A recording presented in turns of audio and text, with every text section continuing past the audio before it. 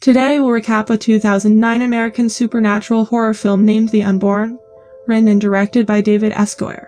When Casey believes that she is being haunted by the spirit of her twin brother who died in her mother's womb, she enlists the help of a rabbi to get rid of him. Kindly remember to like, comment, and subscribe if you liked the video.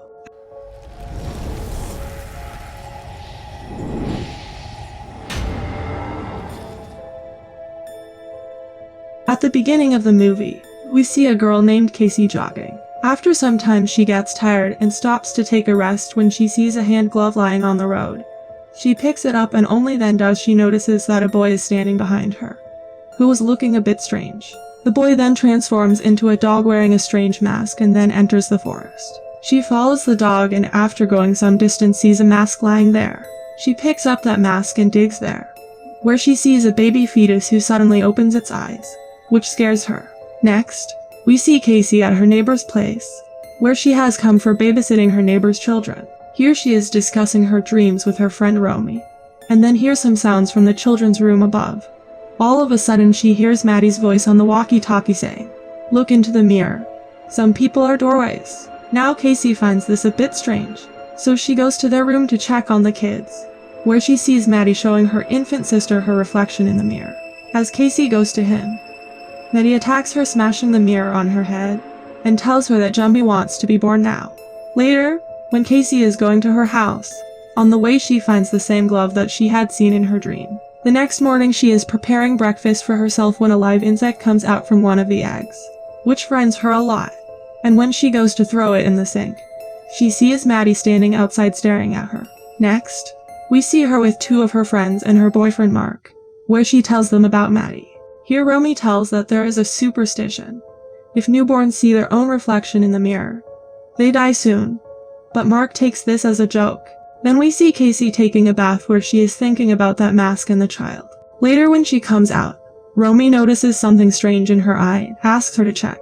Mark then takes her to an eye specialist who tells her it might be heterochromia, then takes some photos of her eye for testing and asks her to collect the reports a few days later. Now both of them are on their way back when Casey sees the same strange boy staring at her, and then he suddenly disappears. That night when Mark and Casey are at her house, they are talking about afterlife.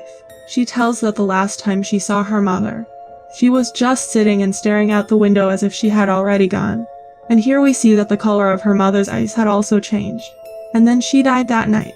After this Casey goes to the washroom, and as soon as she comes out there, she hears some sounds from the mirror cabinet.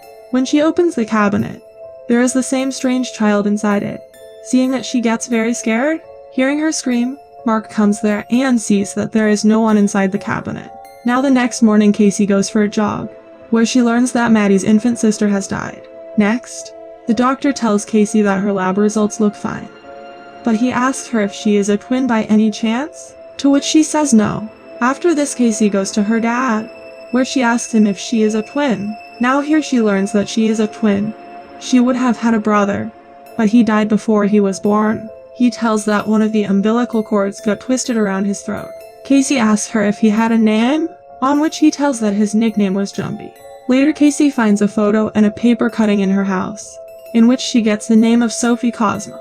When Casey carefully looks at that photo, she sees the same boy she used to see in her dream. Then Casey goes with Romy to meet Sophie, where Casey shows her the paper cutting in the photo of her mother, but Sophie says that she does not know her. But as soon as she sees that child in that photo, she gets very angry and asks them to leave. Next, we see Mark and Casey watching a very old video, where they see the hospital in which Casey's mother died. She hung herself beyond that door. Now to freshen her mood, Casey goes to a club with Mark, where her friends also join her. But suddenly Casey starts seeing that boy there too, which looked quite scary. Then Casey's health starts deteriorating, so she goes to the washroom to vomit. But there she hears some whispering and sees that the sound is coming from a hole. She goes near that hole and suddenly many insects start coming out of it. Seeing them, she gets very scared. She tries to run away from there, but the door does not open. And then she sees her mother's ghost there.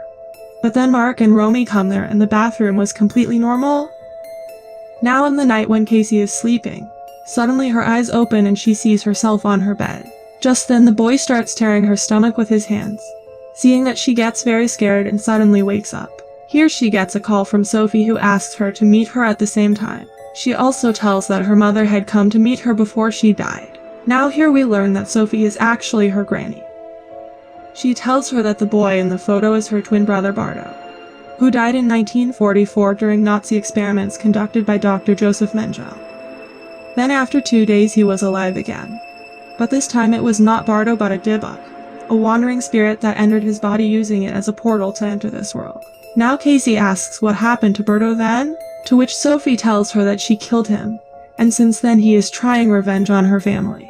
Then 𝐂𝐄𝐒 asks why all this was not happening earlier, to which Sophie tells that it takes a lot of time and strength to enter this world. She tells her about a book of mirrors which includes rites of exorcism, and asks her to find a rabbi named 𝐁𝐂𝐒. She gives her an amulet called Hand of Miriam for her protection, and advises her to stay away from mirrors, destroy all the mirrors in her home, burn all the pieces and then bury them. Next, we see 𝐂𝐄𝐒 with 𝐁𝐂𝐒, where she gives him the book of mirrors and tells him that she is being haunted by a dybbuk, and needs an exorcism to be performed. But 𝐁𝐂𝐒 says there is nothing like a dybbuk, and he does not have expertise in it, so he cannot do it. Now 𝐂𝐄𝐒 asks him to at least translate it for her. Then we see that Romy is on her way to meet 𝐂𝐄𝐒 when all of a sudden Maddie comes in front of her car. Now Romy gets very scared but sees that Maddie is absolutely fine. He tells her not to help 𝐂𝐄𝐒 or else she too will get killed. But Romy ignores him and leaves from there. She then comes to 𝐂𝐄𝐒, where 𝐂𝐄𝐒 tells her that Sophie is her grandmother and she has told her everything. She asks her to stay away from her as it is not safe to be around her anymore. To which Romy says that she is her best friend and she cannot leave her like this. Now at night 𝐂𝐄𝐒 has a dream, in which she is with her mother, and as soon as her mother raises her head, there is a very scary demon, from whose hands the fetus of a child falls down, and only then does 𝐂𝐄𝐒 wakes up from sleep. On the other hand, Sophie realizes that dybbuk is around her, so she reads prayers and starts turning on the lights, but the lights of the entire hospital were gone. Then she hears some sound from below and sees that an old patient is crawling towards her. She sees that his head has twisted and then he attacks her. Now Sophie starts running in fear and we see that the demon is chasing her, and suddenly she falls down the stairs. She somehow hides in a room, but then Bardo comes from behind and kills her. Next, we see 𝐁𝐂𝐒 translating the Book of Mirrors. Then the lights of his house also go off. Now he comes down with a torch but his torch also turns off, and only then does he sees a dog whose head was upside down. But 𝐁𝐂𝐒 is not afraid of him and angrily asks him to leave, and we see that the dog leaves from there and the lights also come back. Next, 𝐂𝐄𝐒 and Romy are on a video call when the bell rings at Romy's house. She goes to open the door, but then 𝐂𝐄𝐒 sees Bardo at her house. She immediately calls Mark and asks him to reach Romy's house. Here the lights of Romy's house also go off, and when she opens the door, Maddie is standing there, who stabs a knife in her stomach. He is about to kill Romy but then Mark and 𝐂𝐄𝐒 reach there.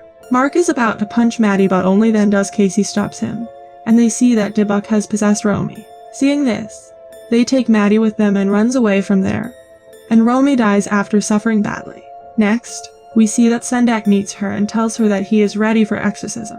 Here he introduces them to a priest named Arthur who will help them with this. Now in the night, they all come to an absurd place for exorcism, where 𝐁𝐂𝐒 introduces them to some other people and tells them that Jewish exorcism requires 10 people, who will form a protective circle around the afflicted person. Now he explains the process of exorcism to everyone, and says that once we start, exorcism must be finished.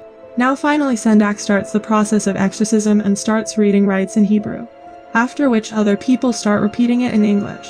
After a while, activities start happening there and a very strong wind starts blowing. Only then do we see that dybbuk is standing right next to 𝐂𝐄𝐒, due to which she starts having very scary visions.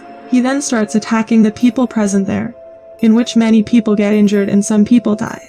Mark somehow frees 𝐂𝐄𝐒 and runs away from there. Now dybbuk comes to Arthur and possesses him. Here Mark and 𝐂𝐄𝐒 hide in one place, but then Arthur pulls Mark by breaking the wall behind him.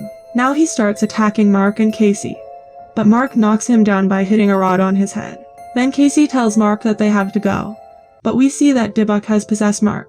Now seeing this, 𝐂𝐄𝐒 starts running away, but Mark attacks her and starts suffocating her. But 𝐂𝐄𝐒 attacks him with his amulet, due to which he leaves her. Then 𝐁𝐂𝐒 comes there and starts reading the rites, and at the same time, 𝐂𝐄𝐒 also starts reading the rites, due to which dybbuk starts to suffer a lot.